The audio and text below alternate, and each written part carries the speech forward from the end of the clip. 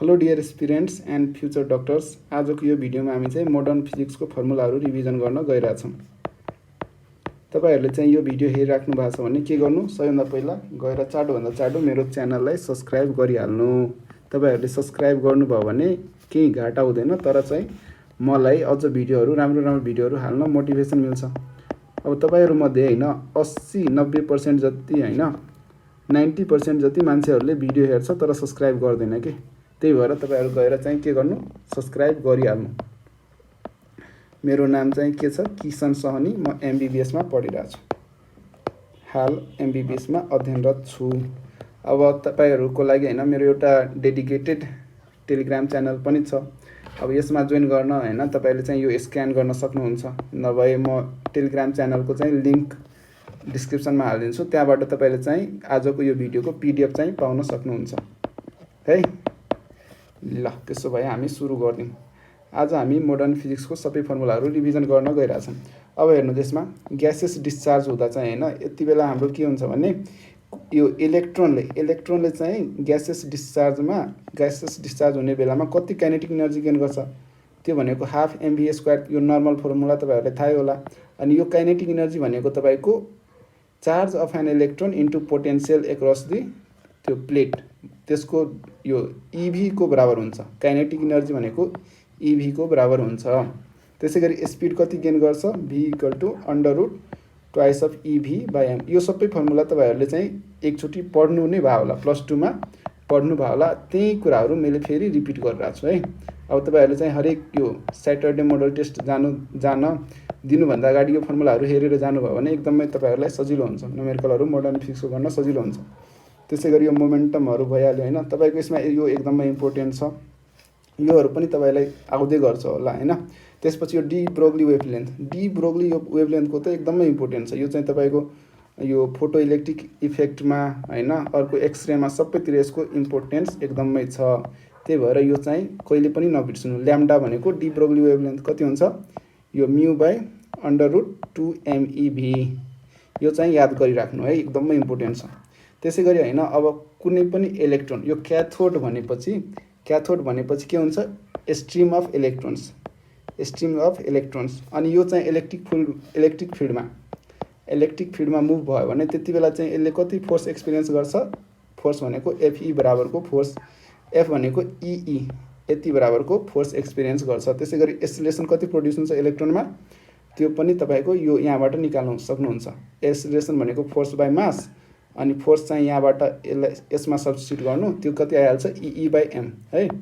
Acceleration भइहाल्यो। Deflection कति produce हुन्छ, y भनेको डिफ्लेक्सन प्रोड्युस्ड हाफ AT²। अब यहाँबाट सब्स्टिट्युट गर्नु, यो पनि आइहाल्छ। टाइमको सट्टा हैन, टाइमलाई यो t² लाई हैन तपाईले चाहिँ लेन्थ यो L/vx गर्नुभयो भने यसको होल स्क्वायर भनेको तपाईको टाइमको स्क्वायर भइहाल्यो।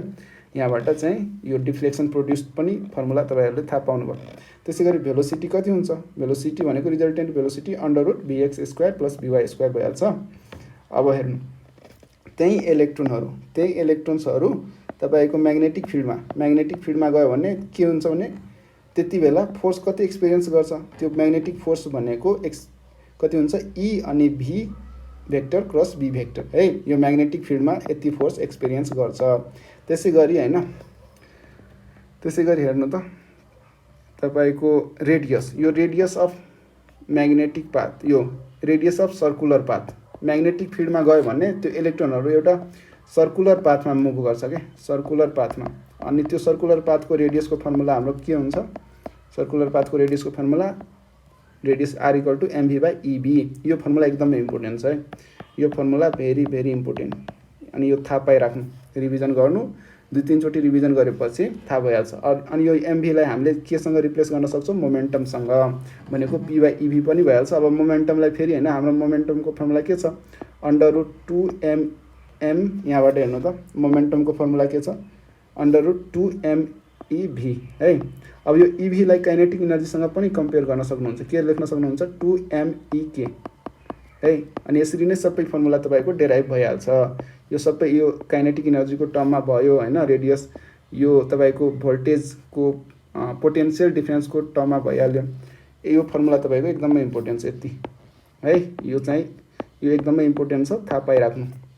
अर्को चाहिँ हेर्नु त, यो त्यति जरुरी छैन। अब क्रस फिल्डमा इलेक्ट्रिक अनि म्याग्नेटिक फिल्डमा दुईटैमा हैन, दुईटै फिल्ड चाहिँ छ, त्यति बेला इलेक्ट्रोन चाहिँ गयो भने त्यति बेला भेलोसिटी अफ इलेक्ट्रोन कति भइहाल्छ, अंडर रूट यो अंडर रूट हैन कि velocity gained by electron is equal to E by B. E भनेको इलेक्ट्रिक फिल्ड अनि बी भनेको म्याग्नेटिक फिल्ड।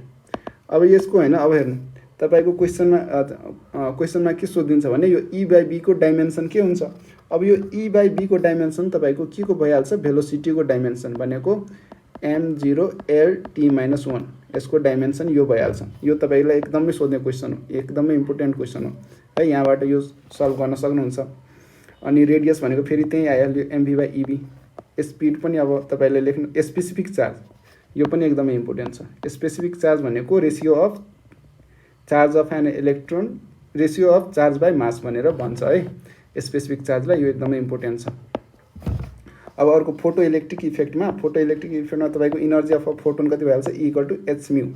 त्यसपछि मोमेन्टम भनेको कति भइहाल्छ, h/λ। एकदमै इम्पोर्टेन्ट है यो फर्मुलाहरू। अब तपाईले चाहिँ डेराइभ गर्न पनि सक्नुहुन्छ। डेराइभ गर्न आएन भने तपाईले चाहिँ फर्मुला याद गर्दा हुन्छ, रिभिजन गर्नु, 2-3 चोटि रिभिजन गरेपछि तपाईले आइहाल्छ है। अब यहाँबाट हैन तपाईको मास अफ एन फोटोन पनि आइहाल्छ, तर रेस्ट मास जहिले पनि फोटोनको के हुन्छ, 0 हुन्छ। यो चाहिँ सोध्ने क्वेशन हो, rest mass of photon is 0।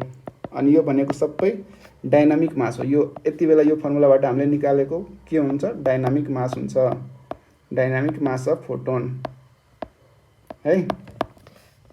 त्यसैगरी डी ब्रोग्ली वेभलेन्थ मैले भनेको थिएँ, यो फर्मुला एकदमै इम्पोर्टेन्ट छ। डी ब्रोग्ली वेभलेन्थ ल्याम्डा भनेको के भइहाल्छ, h/p। यो सबै फर्मुला एकदमै इम्पोर्टेन्ट छ, यो सबै रिलेसन हामीलाई एकदमै चाहिन्छ। तपाईहरुको मोडल टेस्टको क्वेशन हेर्दा पनि हैन, तपाईहरुले चाहिँ यो फर्मुलाहरू एकदमै आएको चाहिँ हेर्न सक्नुहुन्छ है, भेरी इम्पोर्टेन्ट। यो सबै डेराइभ गर्न सक्नुहुन्छ, याद गर्नु। अब आइन्स्टाइनको फोटो इलेक्ट्रिक इफेक्ट भनेको के भइहाल्छ भने E = hμ प्लस यो hμ0 प्लस Emax है। यो भनेको तपाईको वर्क फंक्सन भइहाल्यो, यो चाहिँ म्याक्सिमम काइनेटिक एनर्जी भइहाल्यो, यो भनेको एनर्जी अफ फोटोन है। अनि त्यसपछि V0 स्टपिङ पोटेन्शियल भयो भने त्यति बेला यो कति भइहाल्छ हाम्रो, हेर्नु त, स्टपिङ यो EV0 = ½ mv²। अनि यति बेला यो यसरी, यो पनि तपाईको एकदमै सोध्ने क्वेशन हो, यहाँबाट नमेरिकलहरु आउँछ, तपाईहरु ध्यान दिनु। अर्को एटमिक स्ट्रक्चरमा एंगुलर मोमेन्टम अफ इलेक्ट्रोन, यो एकदमै इम्पोर्टेन्ट हो, आइरा हुन्छ क्वेशन। अर्को चाहिँ तपाईको यो रेडियस। अब यो सबै यति कन्स्ट्यान्टहरु याद छैन भने तपाईहरुले सिम्पली के याद गर्न सक्नुहुन्छ, radius is directly proportional to यो प्रिन्सिपल क्वान्टम नम्बरको स्क्वायर बाई यो z एटमिक नम्बर है। यति चाहिँ तपाईहरुले थाहा पाउनुपर्छ। त्यसैगरी भेलोसिटीमा पनि velocity is directly proportional to z/n, यति थाहा पाउनुपर्छ। काइनेटिक एनर्जीमा पनि हैन, काइनेटिक एनर्जी भनेको डाइरेक्टली प्रोपोर्सनल टु z को स्क्वायर बाई n², यति थाहा पाउनुपर्छ। अनि यो potential energy of an electron orbit कति भइहाल्छ, नेगेटिभ अफ ट्वाइस अफ यो काइनेटिक एनर्जी है। अनि टोटल एनर्जी चाहिँ कति बराबर भइहाल्छ, negative of kinetic energy. Total energy चाहिँ नेगेटिभ अफ काइनेटिक एनर्जी, तर पोटेन्शियल एनर्जी अनि काइनेटिक एनर्जीको सोध्यो भने twice of negative of kinetic energy भनेर हुन्छ। अब ट्रान्जिसन, एउटा अर्बिटबाट अर्को अर्बिटमा चाहिँ इलेक्ट्रोन कुद्यो भने त्यति बेला चाहिँ कति त्यो रेडिएसनको कति एनर्जी हुन्छ, डेल ई भनेको ई माइनस ई यो ई ड्यास। यहाँबाट तपाईहरुले चाहिँ यो फर्मुला चाहिँ इम्पोर्टेन्ट छ है, यो चाहिँ तपाईहरुले थाहा हुनुपर्छ, del E is equal to. अर्को चाहिँ फ्रिक्वेन्सी अफ रेडिएसन, यो सब त्यति त चाहिँदैन, तर यो चाहिँ चाहिन्छ। ल अब अर्को यतातिर हेर्नु त, वेभलेन्थ अफ रेडिएसन, यो सब चाहिँदैन, यो वेभ नम्बरवाला चाहिन्छ, एकदमै इम्पोर्टेन्ट छ। वेभ नम्बर भनेको कति आउँछ। अब एक्सरेमा minimum wavelength of continuous X-ray, यो एकदमै इम्पोर्टेन्ट छ, hc/ev, यो फर्मुला एकदमै इम्पोर्टेन्ट छ। अर्को चाहिँ यो फ्रिक्वेन्सीहरु म्याक्सिमम, अब यहाँबाट मिनिमम वेभलेन्थ भयो भने म्याक्सिमम फ्रिक्वेन्सी हुन्छ, त्यो पनि अब निकाल्न सक्नुहुन्छ। अर्को अब यो सबै त्यति चाहिँदैन। अब रेडियो एक्टिभिटीमा तपाईको यो डीके ल चाहिन्छ है। हाफ लाइफको फर्मुला एकदमै इम्पोर्टेन्ट, हाफ लाइफ भनेको 0.693/λ। अर्को मिन लाइफको रिलेसन सोधिरा हुन्छ, यो पनि चाहिन्छ, मिन लाइफको चाहिन्छ। यो फर्मुला त धेरै केमिस्ट्रीमा पनि तपाईले त्यतिकै युज हुन्छ, मोस्ट इम्पोर्टेन्ट मोस्ट भिभिआई फर्मुला भनौँ। यो फर्मुला तपाईँहरूलाई एकदमै चाहिन्छ है। ल अर्को चाहिँ अब न्युक्लियर इनर्जीमा तपाईँको यो पनि चाहिन्छ। यो फर्मुलाहरू एकदमै रिभिजन गरिराख्नु के, सबै तपाईँको नोटेसन थाहै होला। तपाईँहरूले पढ्नु भएको छ भने नोटेसन थाहै होला। अनि त्यही भएर तपाईँहरूले यो जतिचोटि रिभिजन गर्नुभयो भने त्यति राम्रो हुन्छ। भोल्युम अफ न्युक्लियसको थाहा होला, डेन्सिटी यो पनि, यसको यो रेन्ज सोधिदिन्छ। डेन्सिटीको रेन्ज कति हुन्छ, 10⁻17 को रेन्जमा हुन्छ भनेर क्वेसन सोध्या हुन्छ। मास डिफेक्टको यो फर्मुला एकदमै इम्पोर्टेन्ट छ। त्यसै गरी बाइन्डिङ इनर्जीको पनि। अब यो सबै फर्मुलाहरू एकदमै इम्पोर्टेन्ट छ। कुनलाई म राखौँ कुनलाई नराखौँ जस्तो भयो कि, सबै इम्पोर्टेन्ट छ। यो चाहिँ रिभिजन चाहिँ एकचोटि गर्नु तपाईँहरू। इक्जाम दिन जानुभन्दा अगाडि सबै रिभिजन गरेर जानु। यो सबै त्यति त इम्पोर्टेन्ट छैन, अनि योहरू पनि त्यति इम्पोर्टेन्ट छैन। अहिलेसम्म यति गाह्रो क्वेसनहरू आउँदैन। रिलेटिभिटीको अब थाहा पाएको राम्रो, यो सबै थाहा पाएको राम्रो। अब मैले चाहिँ के भन्न चाहेँ भने तपाईँहरूले चाहिँ यो भिडियोको पिडिएफ चाहियो भने पिडिएफको लागि मेरो टेलिग्राम चाहिँ जोइन गर्नु होइन। अर्को चाहिँ के गर्न सक्नुहुन्छ भने मैले चाहिँ अहिले मेन्टरसिप ब्याच, अब तपाईँहरूले चाहिँ यहाँसम्म हेर्दै हुनुहुन्छ भने मैले मेन्टरसिप ब्याच लन्च गरेको छु। अब त्यो टेलिग्राम च्यानलमा आएर होइन अझ डिटेलमा हेर्न सक्नुहुन्छ। अब त्यहाँ हेरेर मन पर्यो भने तपाईँले चाहिँ मेन्टरसिप अनि गाइडेन्सको ब्याचमा जोइन गर्न, इनरोल गर्न सक्नुहुन्छ। यति भन्दै म आजको भिडियो यतिमै एन्ड गर्छु। तपाईँहरूले चाहिँ सब्सक्राइब गर्न नभुल्नु होला। हस्त पढिराख्नु। All the very best.